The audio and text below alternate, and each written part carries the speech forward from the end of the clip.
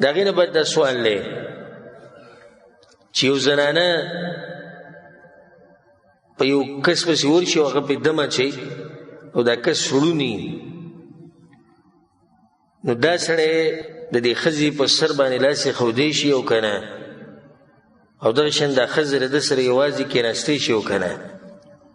الجواب بالله التوفیق هغه ده چې په شریعت کې دا دم اچول دا شتي خو د خپلو شروطو په رڼا کې دا دپاره خپل شروط دي دا نه چې زموږ په ملکونو کې څوک داسې غریب شي که نه لږ یو به ځان ته دا میلیونه غاړې ته واچوي ځان له یو ځای کولاو کړی دا خلک راماتي ناشنا هغه حالات خو الحمدلله زموږ د حق پرست علماو د پخوانې دا خبرې بیانولې اوازونه بوخشي خو چا نه منله اوس دا ویډیوګانې راوتې چې ویې منله هغو ته ویل الله بندګانو داسې کېږي دوی به وایي دا وابیان دي وایي هر شی راباندې ګډوډ کړو اوس یې چې ولیدل اوس یې ومنله روزانه به نوي ویډیو ویني پلاني ځای کې پیر ونیو هغه زنا کړې ده پلاني ځای کې پیر ونیو جنۍ ته لاس اچولو پلاني ځای کې ونیو هغه دا چل کړو او پلاني ځای کې ونیو هغه هلک سره دا بدفعلي کړې نو هلته اسانه ده به سینټر ځان له کولاو کوم مزي او د دې خلکو یعنی دا مسئله د خلکو ته ډېرې راځي او د خلکو هم دا خبرې ډېرې خوښې کوم ځای کې داسې ملا دی کوم ځای کې داسې پیر صاحب دی خصوصا د زنانو ته ځکه چې زنانه په سر دړلا شي هم چا پیسه کړي که په سر یې دړلاغې په دا به چا څه کړي پلانې راغلی او هغې ما ته وکتو پلانې داسې وکړو دا او اکثر دا زنانه دروغ هم وایي دروغ وایي په ما باندې چا څه کړي دی او ځان دغه کړی به دې دپاره چې څوک مې چیړي نه څوک مې تنګوي نه خو آخر راته څه وایي نه او زمونږ ملګري دي علما هلته په ملک کې هغو سره چې کښېنم د هغه ناشنا قیسې راته بیان کړي ناشنا قیسې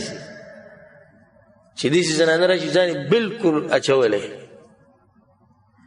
او موږ وایو چې دا خطرناکه مسله دی بیا چې پته ولګي هغه ټول دروغ دوکئ نو دا دم شتي په شریعت کې خو د دې خپل شروط دي چې دا مقام د هغې د بیانولو نه دی خو یو پکې دا دی چې کم سړی چې دم اچوي هغه له پکار ده ان یتصف بتقوى الله سبحانه وتعالى چې باقي به تقوا وي د الله سبحانه وتعالی یریږي به د الله نه د الله خبرې به مني د څه نه چې الله منع کړی دی هغې نه به ځان بچ ساتي د شیطان په جال کې به نه راځي ځکه چې دا فتنه ده شیطان دته په زړه کې دا واچي دا وسوسې ورته واچي چې نه دا خو د خیر کار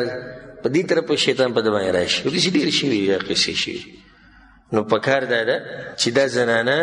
چې کله په چا پسې ورځي او هغه پې دم اچي لازم به د دې محرم د دې سره دننه کښېني لازم به ورسره کښېني او دا چې داسې ووایي که نه چې دا پرېږده پوهېږي چې ده کې څه ارامېتوب شتې دغه چې یو سړی د الله نه هېرېږي یو تقوا پکې د هغه څه کار دی چې زنانه سره یوازې کښېني څه کار دی هغه دې سره او موږ که چېرته ووایو چې د جمعې منزله زنانه تللی شي یا د اختر منزله زنانه تللی شي یاره استغفرالله دې وابیانو راپسې اوس نوي نوي قصې شروع کړو وایي چې زنانه دي د اختر منزله ځي وایي موږ غیرتیان او موږ پښتانه هم که ته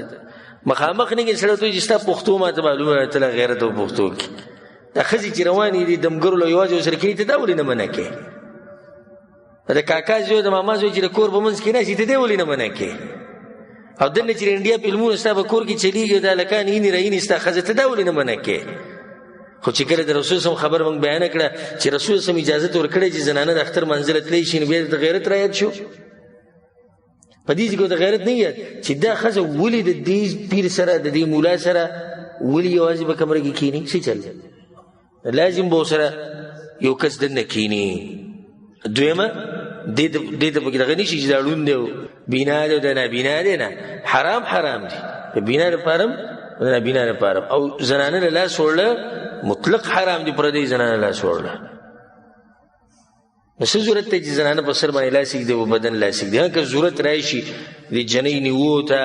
یا به پیریان راشي یا نور څه ځکه خو موږ وایو چې د هغې سره د هغې یو محرم پکار دی